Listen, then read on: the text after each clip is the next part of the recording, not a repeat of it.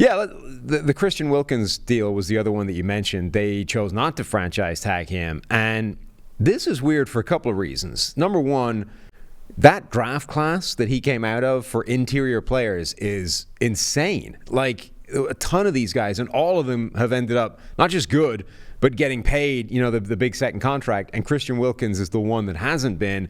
And now the Dolphins are not only did they not get a big extension done, but they didn't even choose to franchise tag him. They're going to let him hit the open market. And Wilkins in particular, I think, is interesting because he's not the sort of cookie cutter, three technique, lightweight, pass rushing defensive tackle that are easier to find than the guys that can do a little bit of everything at, a significantly higher weight than that.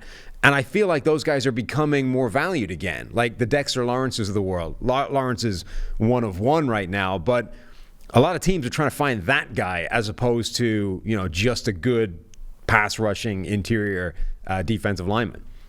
Yeah, no, it's no doubt about it. Like the guys we've seen that can kind of take on more responsibility, like Christian Barmore in New England this past year. I think you saw him, like he can two gap, he can also get upfield, he can do everything. It is harder to find. The guys that can just, line up and just shoot up into the backfield and try to make splash plays, and they might get blown past the quarterback sometimes. They might miss, like vacate a gap, but it's worth it because they also might get interior pressure, push the pocket, whatever.